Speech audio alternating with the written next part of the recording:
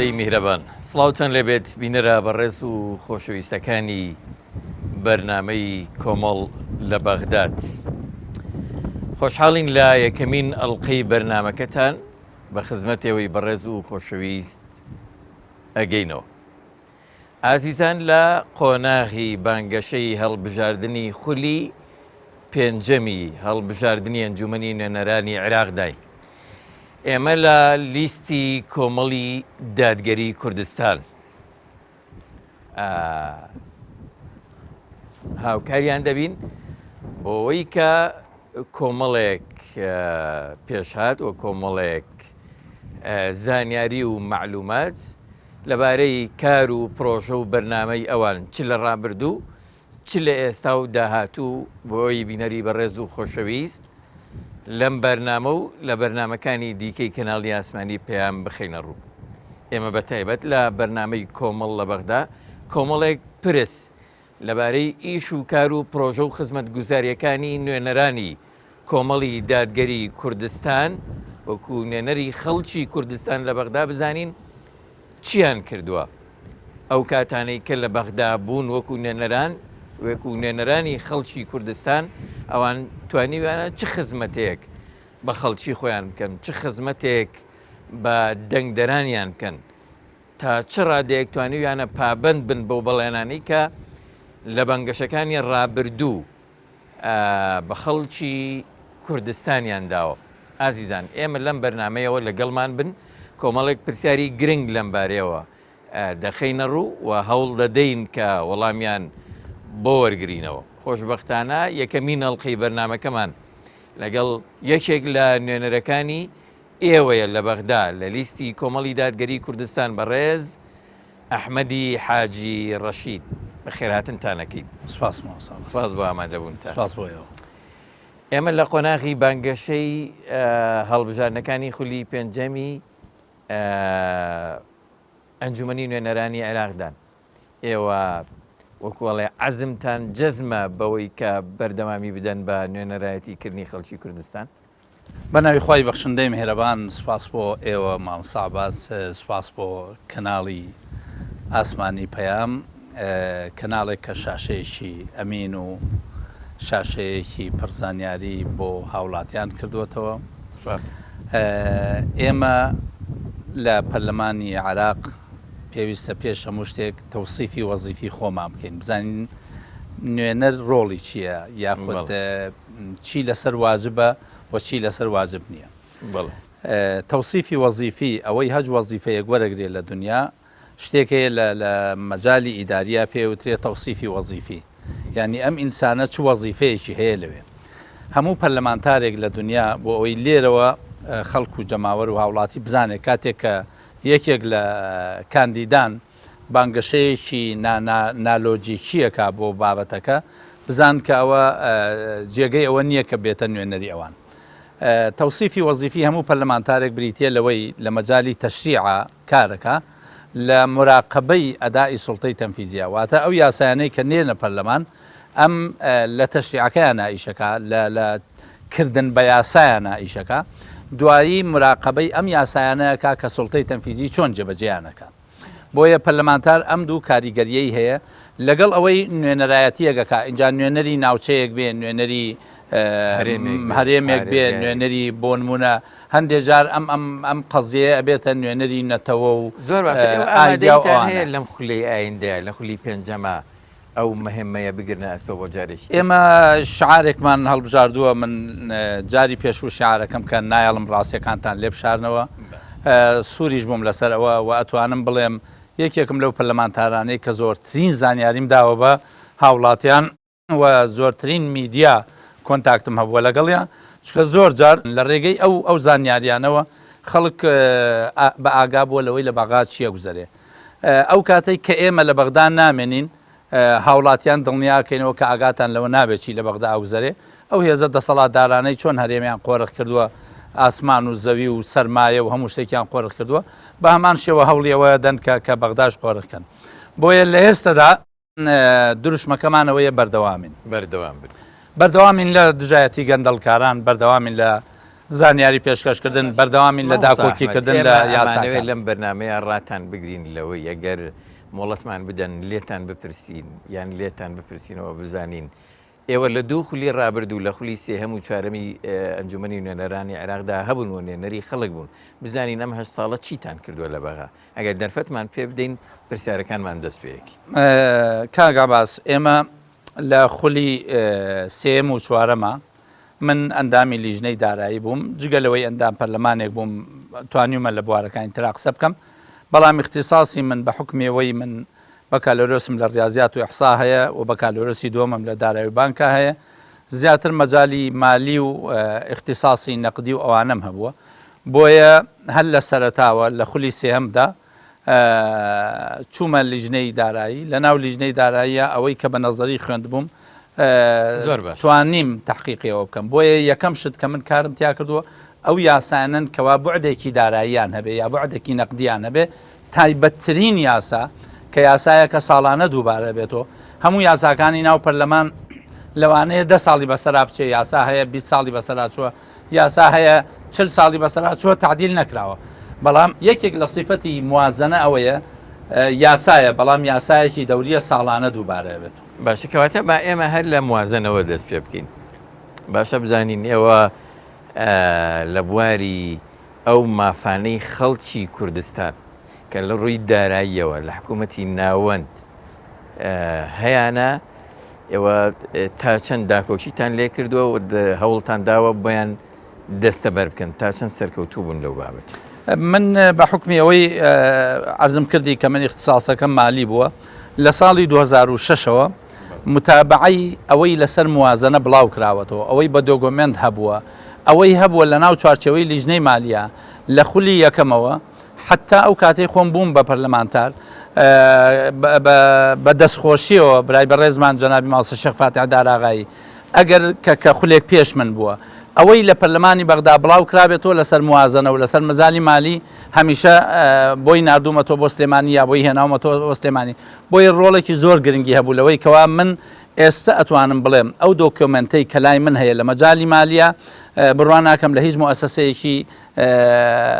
ترا هەبێ چ مؤسسەکەی اقتصادی بێ یا سەقافی بێ بۆیە لە 2015ەوە کە خۆم بوومەتە پەرلەمانتار یەکەم گرفت کە دروست بوو بۆمان گرفتی موازنە بوو لەگەڵ هەرێما چونکە لە 2014 موازنەی حکوومەتی هەرێم بڕابوو بەهۆی ئەوەی لە ساڵانی پێش ئەوە حکوومەتی هەرێم لە ساڵی 2010ەوە کە مەسئلەی نەوت هاتوۆتە ناو قەزیەکە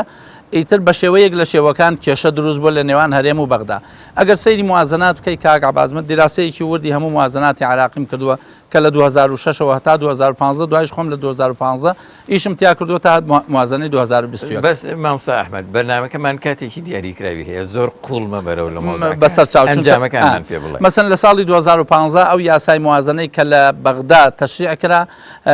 بوو بە ئیتیفاقیە کە ئیتیفاقەکە لەگەڵ هەرێما کرا بوو 250,000 بەرمیل و 300,000 بەرمیل نەوتی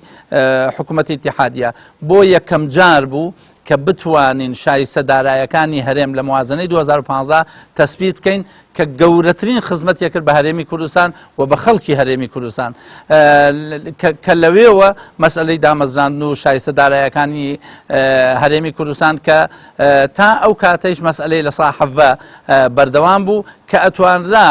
بڕێک پارەی زۆر لەوەی زیاتر کە هاتووە هەرێمی کوردستان زیاتر بکرێ بەڵام بەداخەوە برادەرانی هەرێمی کوردستان لە موازنەی 2016 مامۆستا عەباس بۆ یەکەم جار بوو ئێمە هاوڕێکانمان توانیمان وشەی پێشمەرگە بە جیاواز لە ناو موازنەکان طبعا لە موازنەی 2006 تا 2015 ناوی پێشمەرگە لە موازناتی عراقیانە وشەی پێشمەرگە و هێزەکانی پێشمەرگە و وەزارەتی پێشمەرگەمان داخل کرد بۆ ناو موازنەی ئیتیحادیە حقیقەت و ئیشی لەسەر کرا کێ ڕێگر بووە لەوەی هەمیشە هەردوو تەرەفەکە چ تەرەفی حکوومەتی هەرێم و چ تەرەفی حکوومەتی ئیتیحادی بەشێک عەرقەلەیان دروستە کرد بەڵام ڕاستیت پێ بڵێم کاک عەباس بۆ ئەوەی هاوڵاتی ئاگاداری ئەمە بێ لەوەتی من دراسی موازنەیەکەم لە 2010 کە مەسئلەی نەوت لە 2009 کە مەسئلەی نەوت هاتوۆتە ناو موازنات و لە 2009 تا بڕێک نەوت لەسەر هەرێم دیاری کراوە 11 و 12 و 13 حتا 14 ئەوە بەشی زۆری هۆکارەکان هەرێمی کوردستان کە پابەند نەبوون بەوەی ئەو بڕەنەوتەی کە هەیەە و ئەو بڕەداهاتە ئیتیحادیە کە هەیە لە هەرێم ڕادەسی بکەن. بۆیە لە بەرامبەردا عێراق لە بری ئەوەی بێت معالەجەی ئەم قەزیە بکە هاتووە هاوڵاتیانی هەرێمی کوردستانی سزاداوە. بۆ یەکەم تەرخەمیەکە یا با بڵێن سەبەبەکە هەردوو لابوون، بەڵام سەبەبی ئەساسی هەرێمی کوردستان بووە. باشە ئێوە نوێنەری خەڵکی کوردستان بوون، باشە لەوێش حکوومەتی هەرێم با بڵێن سەودا و مامەڵی بە ڕێکوتنەکانەوە کرد. لێ من نێوەندەیە ئێوە چیتان کردبەوەی خەڵکی هەرێمی کوردستان زیانی بەرنەکەوێت؟ یەکێک لەو بابەتانەی کە لەم موازنەی 2021 مناقەشەمان لەسەر کرد و لە موازنەی 2019 توانیمان تەسبیتی کەین، ئەوە بوو کەوا موچەی خەڵکی هەرێمی کوردستان بێت بەبێ ئەوەی هەرێمی کوردستان نەود ڕادەست بکە لە مادەیدا لە فەقەرەی جیمە فەقەرەکە بە شێوەیەکدا ڕێژە کە هەرێمی کوردستان پشکی بۆ بێت بەبێ ئەوەی نەوت ڕادەست بکە لەگەڵ داهاتە ئیتیحادیەکان. ئەوە بوو لە ساڵی 2019 هەردوو مانگەکە مانگانە 452 ملیار هاتوۆتە هەرێمی کوردستانەوە. تەبەن ئەوەمان چۆن توانیمان بگەینەوە بە هێزە سیاسیەکانمان وت لەبەرەوەی حکوومەتی هەرێم قەرزارە، لەبەرەوەی وەزعێکی ناهەموار هاتوۆتە پێش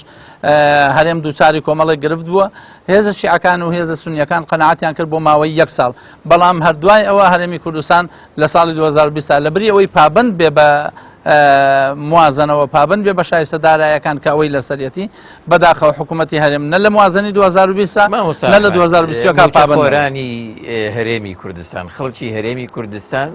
لە 2016 لە قەیرانێکی بەردەوامی و وەرگرتنی موچە و ژیان و بژێوی ئەو بابەتانە بە پێچەوانەوە موچە خۆرانی عێراق و خەڵکی عێراق لە کاتی خۆیان و ئیستیحقاقانیان وەرگرتووە. ئەم جیاوازیە بوو. ئەبێ لەوە بپرسین کێ بۆتە هۆکار بۆ ئەم بابەتە؟ زۆر باشە کێ هۆکار؟ لە ڕاستیا ئەگەر سەیری ئیتفاقاتەکان بکەین کە تا ئەو کاتەی من ئەو دوو ئیتفاقیم بڵاو نەکردەوە کە تا ئێسش ئیتفاقی 2015 بڵاو نەبووەوە، چکە ئەو ڕۆژەی کە ئیتفاقی 2015یان هێنایە لیژنەی مالی ئەو کاتە عادل عەبدولمەهدی وەزیری نەوت بوو. ئیتفاقەکە لەسەر فۆرمەی یەکێک لەو کۆمپانیا حیزبیانە نووسرابوویەوە بە دەستخەتی بەڕێز عادل عەبدولمەهدی کە لەوە ئۆفەرێکی تەواوی دا بۆ هەرێمی کوردستان، بەڵام هەرێمی کوردستان دیسان پابند نەبوو بەوەی کەوا ئەو نەوتەی کە لە ئەستۆیەتی ڕادەستی بکە. بۆیە هەمیشە ئەوەمان وتووە و ئەوەی ژوای کردووە کە دەسەڵاتدارانی هەرێم هەمیشە لە پلانا بوون بۆ ئێمە، هەمیشە خەڵکێکی نەخوازراو بووین لای حکوومەتی هەرێم، بەڵام بە پێچەوانەوە خەڵکی هەرێمی کوردستان زانیویانە کە دڵسۆزین بۆیان. بۆیە ئەگەر سیر بکەی لە خولی سێهەما ئەو دەنگانەی کە ئێمە هێنامان لە ناوچەکە لە خولی چوارەمدا دەنگەکان بوون بە دووقاتی ئەوە. بۆیە فعلەن ئەوەی کە بە خەڵکمان وتبوو ئەو بەڵێنانەی بە خەڵکماندا بوو لە ئاز بەڵێنەکانی خۆمان بوون، بۆیە خەڵک و جەماوەریش لە ئاز بەڵێنەکانی خۆیان بوون دەنگەکانیان زیاتر بوو گوێ بۆ ئێوە بگرێ کە لە بەغدا بوون و نوێنەرانی خەڵک. حکوومەتی هەرێم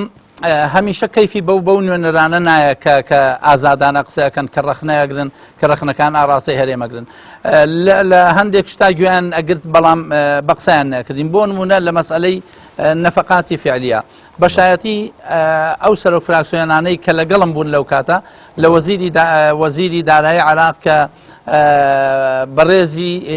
ئەندامی مەکتەب سیاسی هێزێکی کوردی بوو، لێم پرسی ئەوەی ئێوە ئێستا ئیشی لەسەرەکەن و نەفەقاتی فعلی لەسەر دەمی عەبادیادانرا، من زۆر تەکلیفم کرد کە تۆ وەزیری داراییت مێڵە ئەو وشەیە دابنرێ، چونکە لەو وشەیەوە ئیتر بابەتی هەرێمی کوردستان و شایستە داراییەکان یەکەونە خەتەرەوە. ئەمە بەشایەتی ئەو سەرۆک فراکسیۆنانەی کە لەو کات لەگەڵ بەیەکەوە بووین، بەڵام ئەو گوێی نەدا بە پێشنیارەکەی من. هەموو ئیحسائیات دوای ئەوەی کە لە 2016 توانیان لە 2017 توانیان هێزە شیعەکان واژوو کۆ بکەنەوە بۆ ئەوەی پشتی هەرێمی کوردستان لە ساحەوە بگەنە 12.67. هەموو ساڵێک من ئیحسائیاتی وەزارەتی پلانم بۆ وەرگتون کە ئەبێ وەزیر داکۆکی بکە کە دوو جار دوو ئەندامی مەکتەب سیاسی پارتێکی دیاریکراوی کوردی وەزیری دارایی بووە کە بە دۆکۆمنت ئەو وەسایقانەی وەزارەتی تەختیت مەدایە، بەڵام گوێی لەو پێشنیارانەی ئێمە نەیەگەر بۆ چونکە لە ئەساسا ئەوان سەفقەیەکیان لە پشتەوە کردبوو بۆ ئەوەی نەوت بەو شێوە تەخشان و پەخشانەی بۆ هەڕاستکردنەی کە لە هەرێمی کوردستانیان کرد بەردەوام بن بۆیە ئەیانزانی ئەوەی کە ئێمە ئێڵێن حەقیقەتە بەڵام لەبەرەوەی بەرژەوەندی خۆیانیان تیابوونە جێبەجیان باسی پێشمەرگێت کرد مامۆستا ئەحمەد وتر لە 2006ەوە لە ناوی نەبوو لە موازنەی حکوومەتی ناوەندی حکوومەتی فیدراڵی بەڵام لە 2015ەوە کە ئێوە ڕۆشنەوە گۆڕا تەنها ناوەکە گۆڕا یا ئێوە توانیتان چی بکەن بۆ پێشمەرگەیان طبعا لە 2007ەوە شایستە داراییەکانی پێشمەرگە وەرنەگیراوە ئەو دوو هێزە سیاسیە نەیانتوانی بە هیچ شێوەیە ماف و شایستەی پێشمەرگە وەربگرن لە ساڵی 2016 کاتێک کە مناقەشەی ئەو بابەتە کرا فەقەرەیەکماندانا بوو زۆر لە بەرژەوەندی پێشمەرگە بوو دوایی لەبەرەوەی ئیشکالێک دروست بوو بۆ یەکەم جار بوو ناوی پێشمەرگە وەزارەتی پێشمەرگە کە لەگەڵ هاوڕێکانمە سەرۆک فراکسیۆنەکان توانیمان ئەو فەقەرەیە تەسویت بکەین دوای ئەوەی فراکسیۆنی پارتی دیموکراتی کوردستان هۆڵەکەی بەجێهێشت ئەو فراکسیۆنانەی کە لەوێ مابووین فراکسیۆنی یەکێتی و فراکسیۆنی گۆڕان و فراکسیۆنی یەکگرتو توانیمان چکە و کاتە ئەو پێنج هێزە سیاسی لەوێ بووین توانیمان ئەو فەقەرەی باز لە پێشمەرگەیەکە بەمەرجێ داتا و بەیاناتی پێشمەرگە بدەن چەند پێشمەرگەمان هەیە لە کوردستانە هەموو ئەوانە موچەکەیان مسەوگەر بێ بەڵام لەبەرەوەی هەرێمی کوردستان داتای وەزارەتی پێشمەرگەی نەبوو نەیانتوانێت هیچ جۆرە داتایەک چونکە بە دوواداچوونم کرد و کتابێکم ئاڕاستەی وەزارەتی دیفاعی حکوومەتی اتحادی کرد بۆ شایستەی پێشمەرگەتان نەداوە لە وەڵام داوتیان ئێمە هیچ داتا و بەیاناتێکی وەزارەتی پێشمەرگەمان لا نییە و دەوامان کردووە بۆیە ئێستەشی لەگەڵا بێ هەرێمی کوردستان نازانێ چەند پێشمەرگەی هەیە چەندێکی لە با بڵێن لیوائینەکانە ئەوانەی لیوا هاوبەشەکانە و چەندێکی لە دەرەوەی هێزەکانی هەفتا و هەشتان کە ئەمانە دوو هێزن سەر بە پارتی و یەکێتین بۆیە نەتوانرا ئەوەی کە ئێمە بە تێکست نووسیبمان ئەوان بە تەرجەمە داتا و بەیانات بنێرن بۆ ئەوەی هێزی پێشمەرگە یەکەم بێتە هێزێکی نیشتیمانی چونکە داوامان کردبوو تەسلیح و تەجهیز و تەدریب و ڕاتبی پێشمەرگە ڕاستەوخۆ لە حکوومەتی اتحادیوە بێ و لە ناو چوارچێوەی موازنە دامان نابوو جگەل لەوە لە کاتی یاسای حەشتی شعبیە من یەکێک بووم کە لەوانە داکۆکیمان کرد لەسەر ئەوەی کە ئەگەر ئەیڵن یاسای حەشتی شعبی تێبپەڕێت با لە مقابلە یاسای هێزی پێشمەرگە تێپەڕێنین و بیخەینە پەرلەمان بۆ ئەوەی چونکە ئەو یاسایە کە هەیە و باسی پێشمەرگەیەکە بە حرەز ئەقلیم با بیکەینە چوارچێوەی یاسای یەک چۆن ئەوان بە چوارچێوەی یاسای حەشتیان کرد بە مەسەلەیەکی قانونی با ئێمەش بیکەینە مەسەلەیەکی قانونی و ساڵانە ئەو بڕەپارەی تەرخانەکرێت کە نزیکە بێتەوە لە 3 تریلیۆن دینار بۆ حەشتی شعبی بە هەمان شێوەی استحقاقی پێشمەرگە و مناقەشەیەکی توولانیمانە بوو بە شایەدی هەموو ئەندامانی لیژنەی مالی کوردەکان کە ئەبوو مەهدی مهندس ئیقراری کرد لەسەرەوەی ئەبێ هەرێمی کوردستان 100,000 پێشمەرگەی هەبێ و یەکێک لەو هێزانەی کە ئێستا خۆی بە خاوەنی پێشمەرگە و خاوەنی هەرێمی کوردستان ئەندامی یەکێک لەو هێزانەوتی من ئامادەم هەموو شتێک واژوو بکەم لەسەرەوە بابەتە بەڵام بەداخەوە هێزە دەسەڵاتدارەکان نەیانهێشت ئەوە بۆ هێزی پێشمەرگە بکەین ئەگەر ئەوەمان بکردا بچوایەتە چوارچەوەی قانون ئێستا پێشمەرگە وەکو هەر هێزێکی دیکەی عێراقی شایستەی هەبوو لە مقابلدا وتمان مادەم ئەوە ناکەن ئێمە ئامادەمان نییە کاتێک کە هیچ بکرێ بۆ پێشمەرگە ئێمەش ئامادەم نین لەو یاسایی کە بۆ حەشتی شابی ئەکرێ واژووی لەسەر بکەین و دەنگی لەسەر بدەین دوو تاکە هێزی سیاسی کە دەنگمان نەدا بە یاسای حەشتی شابی فراکسیۆنی کۆمەڵی ئێمە بوو لەگەڵ فراکسیۆنی برایانی یەکگرتو ئەگینا ئەو سێ هێزە سیاسیەکە هەر سێکیان دەنگیان داوە بە حەشت کە ئێستا بە کوردی قسەیان بە تایبەتی پارتی دیموکراتی کوردستان بە کوردی قسەیاڵێ بە حەشت یەکێک بوو لەو هێزانەی کە دەنگیاندا لەسەر حەشتی شابی زۆر باش کەواتە ماوەسا ئەحمەد لە دەرەوەی مەوازنە لە دەرەوەی بوجە مەسەلەن ئێوە توانیوتانە لە ڕووی داراییەوە چی بۆ ناوچە جیاوازەکانی هەرێمی کوردستان بکەن ماوەسا باز زۆر جار ئێمە کە موازنە تەواو ئەبوو بڕێک پارە ناوی ئەنرێ مناقلات یعنی لە شوێنێکەوە نەقڵەکرێ بۆ شوێنێکی تر هەمیشە بۆ ناوچە کوردیەکان لە دهۆکۆ دەست پێ بکە تا کەلار و کفری پارەمان تەرخان کردو بۆ هەڵەبجە بۆ هۆڵەکەی هەڵەبجە پارەمان تەرخان کردو بۆ هۆڵەکەی سەیسایەق پارەمان تەرخان کردو بۆ کەلار پارەمان تەرخان کردووە بۆ چەمچەماڵ کە لە ماوەی ئەم مانگەی پێشوایەکێک لەو پرۆژانە کە کرایەوە دەستخۆشییان لە بەڕێزێکی حکوومەتی هەرێمە کرد بەڵام دڵنیاتانەکەمەوە ئەوە هەوڵ و ماندووبوونی ئەندامانی لیژنەی دارایی بووکە و پارانەمان تەرخان کرد لە ئەم ساڵدا کاک عەباس 100 ملیار دینارمان لە چوارچێوەی موازنات تەرخان کردووە بۆ ئەو چوار پارێزگایە کە پارێزگای دۆک لەگەڵ پارێزگای هەولێر لەگەڵ پارێزگای سلێمانی لەگەڵ پارێزگای هەڵەبجە و هەردوو ئیدارەی گەرمیان و ڕاپەڕین بە قەزا و ناحیەکانیەوە کە منطقەی هەوراماناتی شمولی ئەو بابەتەیەکە. زۆر باش بە لە بوجە و موازنە بینە دەرەوە بۆ پرسیارەکانی ترمان. پرسیارێکی تری جددی ئەوەیە مامۆستا ئەحمەد کورد زۆر بابەتی ئەوەی باسەکردیان گۆرانی بە باڵای ئەوەیە ئەوت کە ئێمە پێویستە یەکڕا و یەکدەنگ بین لە بەغدا بۆ خزمەتکردنی خەڵکی کوردستان. کێ بووە هۆکاری ئەوەی کە ئەمە تحقیق نەبێ ئەو یەکدەنگیە ئەو کۆدەنگیە بۆ نمونە لە نێوان فراکسیۆنە جیاوازەکان و نوێنەرە جیاوازەکان لە هێزە سیاسیەکان نێتارە. ڕاستیەکەی مامۆستا عەباس ئەگەر سەیری تاریخی ئەو چەند ساڵە بکەی کە لە بەغدا بووین هەمیشە ئەو هێزە دەسەڵاتدارانە محاولەی ئەوەیان کردووە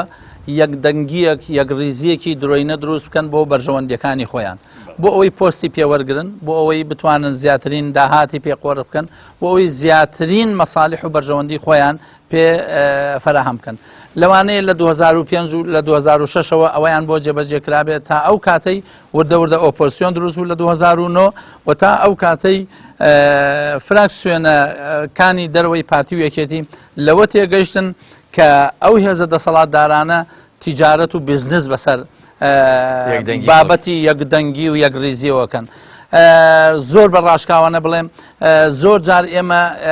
لەوانەیە بووبینە دوو بەش یاخود لەوانەیە بووبینە سێ بەش. هەندێک جار پارتی بە حکمەوەی خۆی بە کوێخا و ڕیسپی فراکسیۆنەکان نەزانی زۆر جار لەگەڵ ئەوانی گەرانەبووین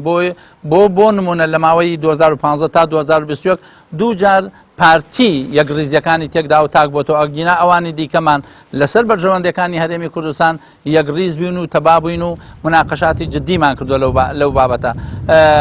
لە هەندێک حاڵەتیشە لەوانەیە مەسەلەکە یەکڕیزی نەبووە جۆرێک لە قەناعاتی فکری هەمومان بۆ نمونە لە یاسای قەرزە کە هەموو فراکسیۆنە کوردیەکان بایکۆتی کۆبوونەوەی پەرلەمانمان کرد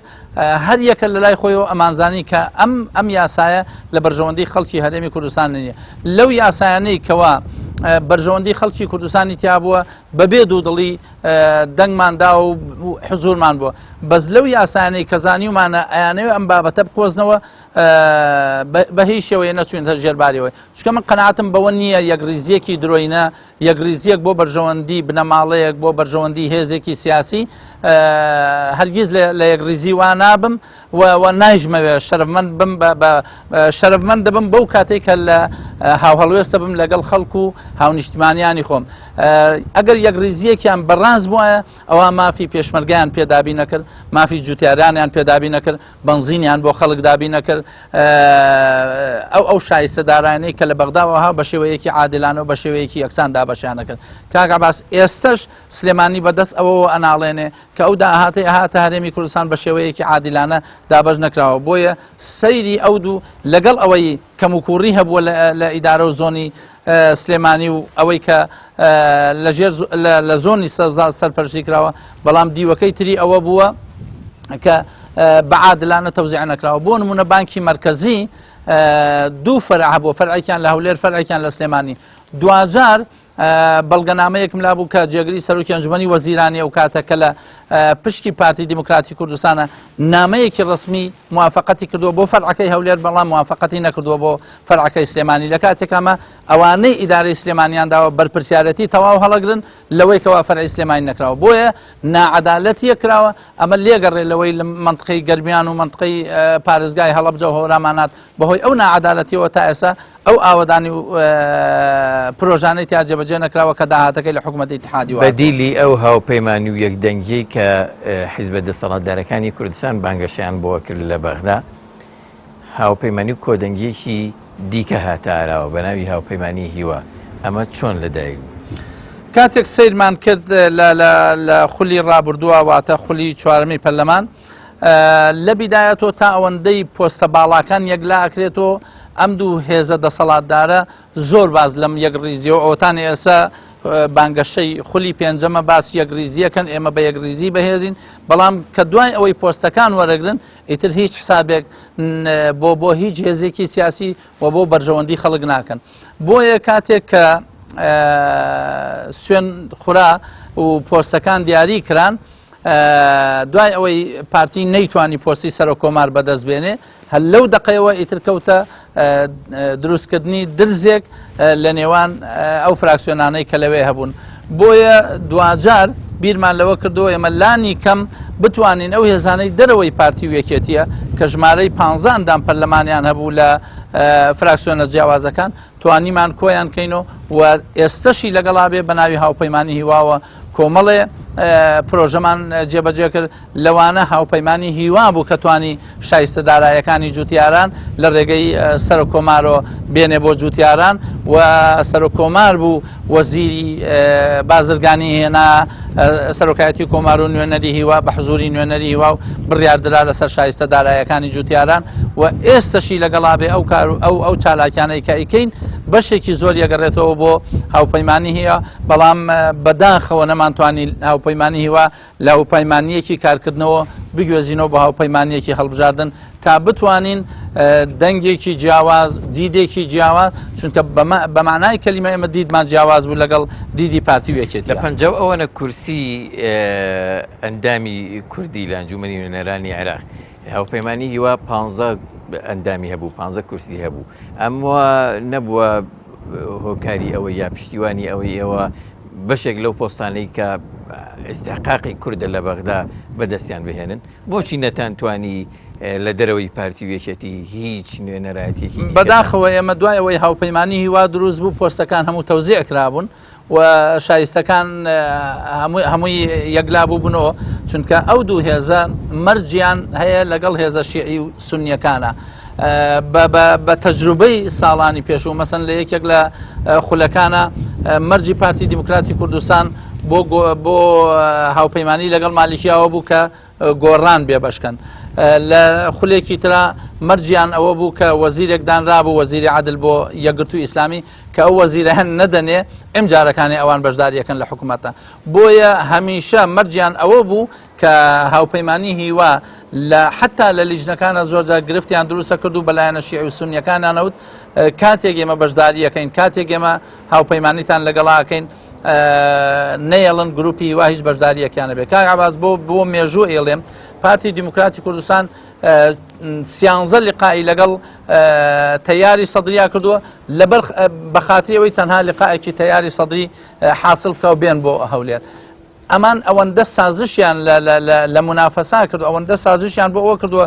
لە کێبەرکەی نێوان پارتی و یەکێتیە زیاتر لە 24 پۆستی کورد لە دەست دراوە لە ئەنجامی منافەسەی پارتی و یەکێتیە کە ئەم قبوڵی نەبوو نوێنەری ئەو لەو شوێنە بێ ئەویش قبوڵی نەبوو سەرۆکەرەکانی سوپا پێش ئەوەی بابەکر زێباری کۆتایی بە پۆستەکەی بێن پۆستی کورد بوو ئێستا کێیە جێگری سەرۆکی مخابرات ئێستا کێیە وەزیری سەحە پێشتری کورد بوو ئێستا کێیە وەزیری تیجارەتی کورد بوو ئێستا هی کێیە دەیان و سەدان پۆست لە نێوان پارتی و یەکێتیە لە دەست دراون کە ئیستحقاقی خەڵکی هەرێمی کوردستان بوو بەس ئەوان ئەگەر بۆ خۆی نەبێ نایەڵێ بۆ غەیری خۆشی بێ بە فەرمی و نافەرمی پارتی و یەکێتی یان ئەو میدیایانەی کە میدیای سێبەری ئەوانیان پێدەوترێ زۆر هێرشیانە کردە سەرەندام پەرلەمانەکانی هاوپەیمانی هیوا و بە خیانەتکار و سوزانم ناوی جۆرا و جۆریان لێنان کە بۆنی خیانەتی لێدێ ئەمە بۆچی ینی ئەگەر خیانەت هەبێ ئەو پەیدە سێبەرانە و خاوەنەکانیان یەکەم خیانەتی نیشتیمانیان کردووە لە 31 ئابەوە حسێب بکە تا 16 ئۆکتۆبەر تا ئەنفالکردنی یەزیدیەکان کە ڕادەستی داعشیان کردن تا هەڕاجکردنی نەوت تا فرۆشتنی 2000 سیارە بە داعشت و ئەو فەزیحانەی کە لەوە دووە کەشفە بوون تا تاپۆکردنی هەندێک بینا و عقارات لەسەر هێزەکانی حەشدی شعبی ئەگەر خیانەت هەبوو بێ ئەوە سەرمەشقی خیانەت ئەوانن ئەو ناو ناتۆرانە لەبەرەوەی ئێمە زۆر بە ئاشکرا و بە ڕاشکا و ڕەخنەمان لەو دوو هێزە دەسەڵاتدارە ئەگەر بە تایبەتی پارتی دیموکراتی کوردستان بۆیە لە ڕێگەی وەبسایتەکان و ترسنۆکانە و جەبانانە کۆمەڵێ قەڵەم بەدەستی خۆفرۆشیان بەکارهێنا بۆ ئەوەی لەو مەجاالە بتوانن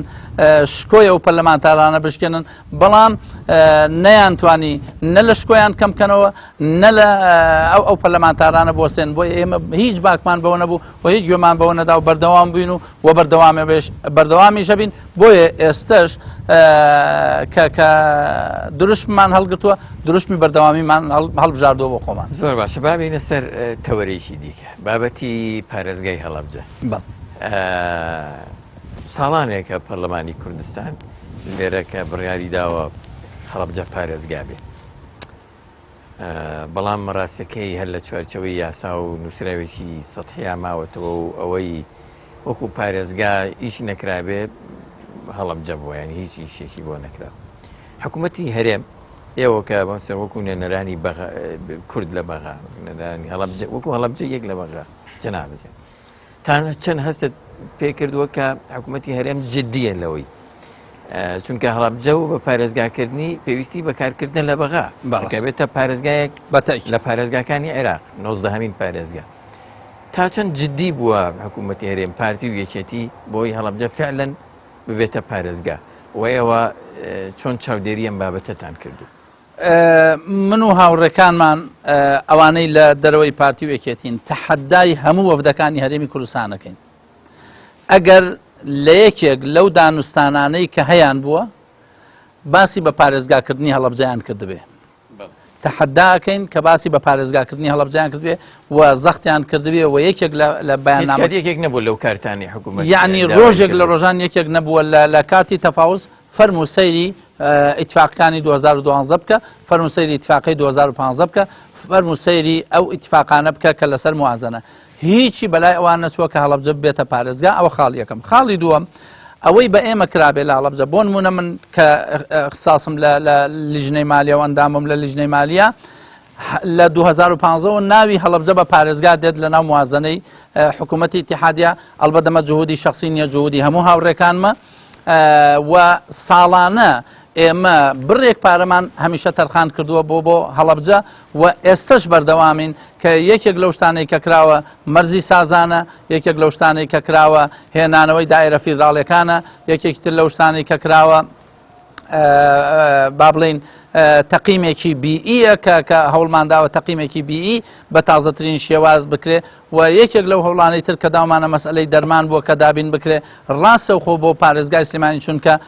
لە ئێستادا حکوومەتی هەرێم یەکێکە لەو گرفتانەی کەوا نایەڵێ دەرمان بێ بۆ پارێزگای سلێمانی و پارێزگای هەڵەبجە بە مباشری کە ئەمە وەزیری تەندروستی عێراق بە ڕاشکاوانە پێیوتین لە ئاخر لیقامانە کە هەرێمی کوردستان نامەیەکی فەرمیان نردووە کە نابێت ڕاستە و خۆ دەرمان بدرێ بە پارێزگای سلێمانی بۆیە ئەم گرفتەمان تا ئێستا لە پارێزگای سلێمانی هەیە و نەخۆشخانەکان کە دەرمانیان نیە لەوەیە کە دەرمانە بێتە بچێتە هەولێر و پاشان تەوزیع بکرێتەوە کە باسی فیدراڵیەکەن کە باسی کۆنفیدراڵیەکەن باسی سیستەمی لامەرکەزیەکەن ئەوەی لە هەرێما چڕ کراوەتەوە مرکزیەتێکی زۆر بێزارکەرە کە سلێمانی نەتوانێت گەشە بکە کە هەڵەبجە نەتوانێت گەشە بکە کە ئیدارەی گەرمیان و ئیدارەی ڕاپەڕین نەتوانن گەشە بکەن بۆیە مەسئلەی هەڵەبجە بەواژوو کۆکردنەوە بێ پشتگیریمان کردووە بە چوون بۆ ناو لایەنەکان بێ مەسەلەن مەرزی هەڵەبجە شایستەی دارایی هەڵەبجە شایستەی جوتیاران دەرمان مختبەری مرکزی هەموو ئەمانە هەوڵیاندام پەرلەمانەکان دارایی و موازنەوە بابەتانەوە هەوڵتان داوە هەڵەبجە پشکی هەبێ یا ناوی هەبێ لەو طبعا بحكم ئەوەی لە وەزارەتی تەختیتی عراقیە تا ئێستا هەڵەبجە لە ڕووی فۆرمی ئیداریاتەوە لە ڕووی هەیکەلەی ئیدارەی عراقەوە کە چەند پارێزگای هەیە نەتوانراوە ئەوە تەسبیت بێت چونکە پێویستی بە کۆمەڵی پێداویستی هەبووە. من بۆ مێژوو کاک عەباس لە خولی پێشوا چوینە پارێزگای هەڵەبجە کە سەرۆکی فراکسیۆنی هەر 5 فراکسیۆنەکە بووین داوامان کرد کە نوێنەری فراکسیۆنی پارتی دیموکراتی کوردستان هاتبوو لە بینای پەرلەمان کە ئەو نووسینگەی پەرلەمان لەوێ بوو داوامان لە نوێنەرەکەی پارتی کرد یەک نووسراوی فەرمیمان باتێ بۆی لە بەغا ئیشی لەسەر بکەین ئێستاشی لەگەڵا بێ ئەو کتابە ڕسمیان نەدا بۆ ئەوەی ئێمە لە بەغدا ئیشی لەسەر بکەین و داکۆکی لەسەر بکەین بۆیە ئەو هێزە سیاسیانە ئەوەی بەرپرسیارەتی ئەساسی حکوومەتی هەرێمی لەسرە بەرپرسە وەکەم تەرخەم بووە بە پارێزگابوونی هەڵەبجە. ئەمە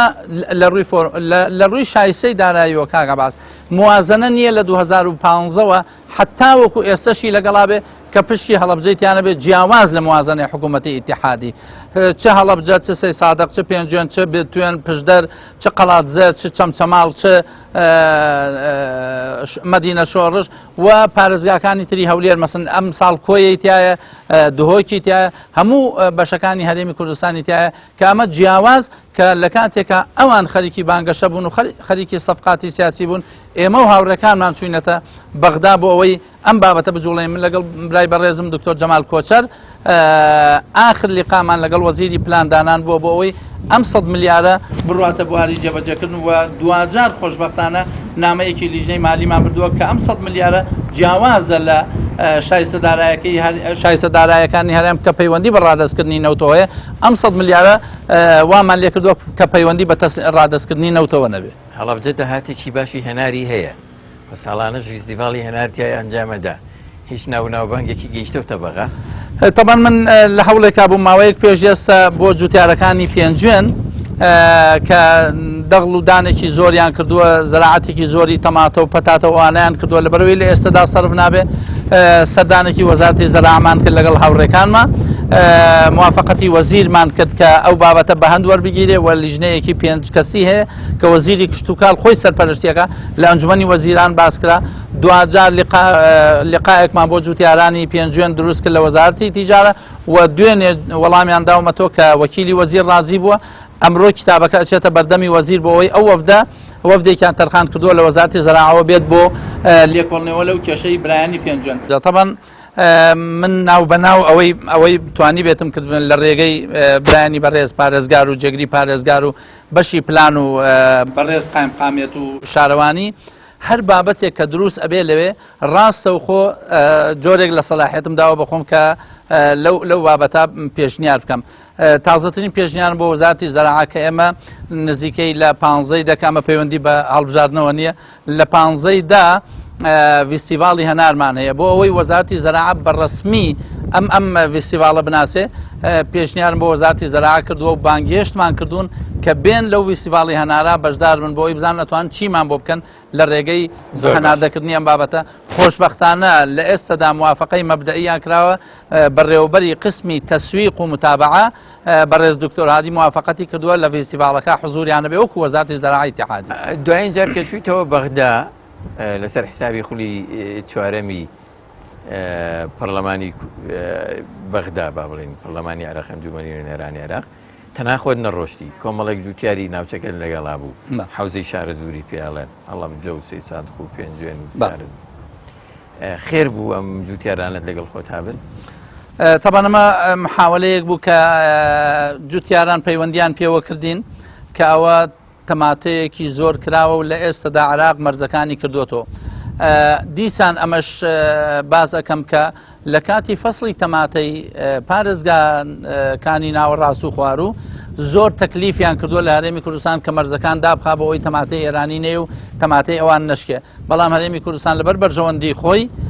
ئەو مەرزانەی دانەخستۆ بۆەوەی ئێستا جوتیارەکان لە پێنجوێن کە لەگەڵیان دانیشتم باسییان لەوە کرد کە ئەمە تۆڵەی ئەو بێ هەڵوێستەیە کە حکوومەتی هەرێم بەرامبەر بە ئەوانی کردووە بەڵام دوجار ئێمە بە کارێکی زەروری خۆمانمانزانی کە لەگەڵ ئەو برابەڕێزانە ڕۆیشتینە لای وەزیری زەراعە وەزیری زەراعە لیژنەیەکیان پێگەێنابوو لە ئەنجومەنی وەزیران حتا لە هامشی کتابەکە نووسویەتی عاجل جددن زۆر ضرورە مناقەشە کرا دوایی موافقەتی ئەویان کرد فەلاحەکان خۆیان بێن باز لە مەعاناتی خۆیان بکەن کە براجوتیارەکانمان بردە وەزارەتی زەراعە لە کۆبوونەوەیەکی 2 سەعاتیە گەیشتینە ئەوەی کەوا لیژنەیەکی وەزارەتی زەراعە کە بێت سەردانی هەرێمی کوردستان بکە بە تایبەتی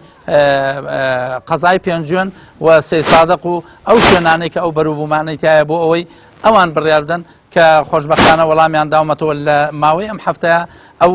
وەفدەی وەزارەتی زەراعە گاتە هەرێمی کوردستان و لە نزیکۆ خۆی جوتیارەکانە بینێ و کێڵگە و مەزارەکان بەسەرەکاتەوە. زۆر باش. من کاتی کەمم ماوە پرسیارێکی گرنگی تریشمان ماوە. عێراق منبعێکی گەورەی سوتەمەنیە بە هەرێمی کوردستانیشەوە بەڵام خەڵکی کوردستان ئەوانەی کە تۆ نوێنەرایەتیانەکەی لە بەغا قەیرانێکی گەورەی سوتەمەنیان هەیە بنزین و غاز و نەوتی سپیەوە بابەتانە بۆ ئەمە ینی بۆچی وایە ئەسڵەن قەیرانەکە هەیە بەدایان جار پرسیارمان کردووە ماوە ساباس و بە ئەمانەتەوە وتومانە بۆ ئێوە بنزین لە ناوەڕاست و خواروی عێراق بەو شێوەیەدا باشەکەم بۆ ناگاتە هەرێمی کوردستان بەدایان جار چ ئێمە چ برای بەڕێزم دکتۆر غالب ئەو پرسیارەی ئاڕاستی وەزارەتی نەوت کردو بەو اعتیبارەی کە ئەو لە لیژنەی تاقەیە لە پەرلەمانێرا وتوانە برادەرانی هەرێم خۆیان پیان وتوین کە ئێمە پێویستمان بە بنزینی ئێوە نییە بۆ لەبەرەوەی بنزینەکەی خۆیان کە هێنن و تیجارەتەکەی خۆیان نەوەستێن